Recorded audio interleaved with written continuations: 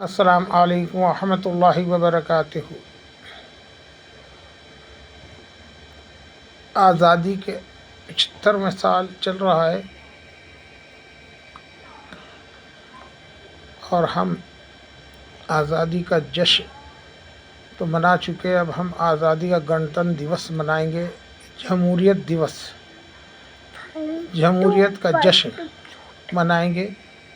26 जनवरी 1950 को हमारा आइन बना था और तमाम भारतीयों को उनके हकूक़ दिए गए थे। इस आइन के अंदर आज तकरीबन 10-12 साल से मुसलमानों पर जुल्म हो रहा है। और भी कौमें हैं जिन पर जुल्म हो रहा है। दलित हैं, शेड्यूल कास्ट के लोग हैं, उन पर भी जुल्म हो ही रहा है। आदिवासी, उन पर भी जुल्म हो रहा है। ये अपर कास्ट वाले, जैसे कि अभी कुछ दिनों से एक नया कानून बनाया था बीची गवर्नमेंट को, पता नहीं क्या अल्लाह ने अक्ल सलीम दे दी कि उन्होंने एक ऐसा कानून बना लिया कि जो ओबीसी के लोग हैं, शेड्यूल कास्ट के लोग हैं, आदिवासी लोग हैं, उनके ऊपर अगर कोई ताना कशी या कोई अल्फाज गलत इस्तेमाल करता है तो उसकी सज़ा दी जाए। तो ये बात उन प्रकाश वालों को इतनी बुरी लगी कि आज वो मोदी जी को गालियाँ बक रहे हैं। संविधान को तो गालियाँ बकते चले आए हैं, वो मानते ही नहीं संविधान को। और क्या कहते हैं, अब प्रकाश वालों ने चारों तरफ एक उधम काट रखा है, पूरे भारत का माहौल ख़राब कर रखा है।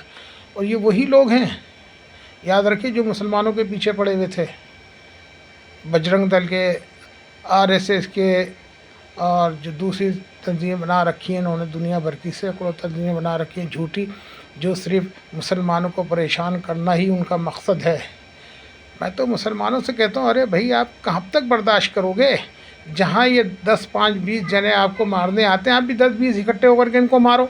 ये जब भी सुधरे, क्योंकि हुकूमत इनका कुछ नहीं करना चाहती। हुकूमत ने इनको खुली छूट दे रखी है कि भाई जो आपके दिल में आए वो करें। अगर हुकूमत से इनको डर लग रहा होता तो इतने कोई नहीं करते। जितना जुल्म कर रखा है मुसलमानों पर इन लोगों ने, बहुत जुल्म कर रखा है। अब मुसलमान बेवकूफ़ हैं, खामखाई घरों में छुपे बैठे हैं, डरे बैठे हैं। अरे ये अगर संविधान को नहीं मान रहे तो आप पर भी लाजमी नहीं है, आप भी कानून का उल्लंघन कर सकते हैं। क्योंकि ये तुम्हें मारे तो तुम इनको मारो, बराबर है। तो ये तुम पहले तो हाथ यही उठा रहे हैं ना तुम पर, तो तुम भी पलट के हाथ इन पर उठाओ और इनको मारोगे, ये सुधर जाएंगे।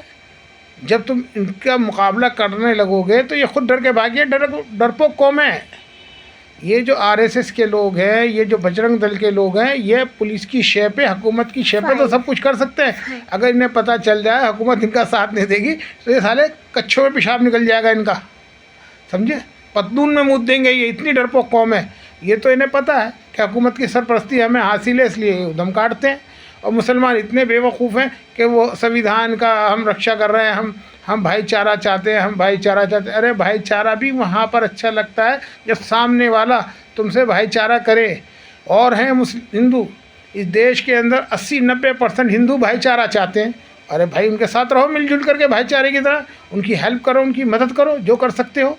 लेकिन इन जैसे हराम खोरों को छोड़ो मत, क्योंकि ये उनके साथ भी जुल्म कर रहा है, आदिवासियों के साथ भी कर रहा है, शेड्यूल के साथ भी कर रहा है, दलितों के साथ भी कर रहा है।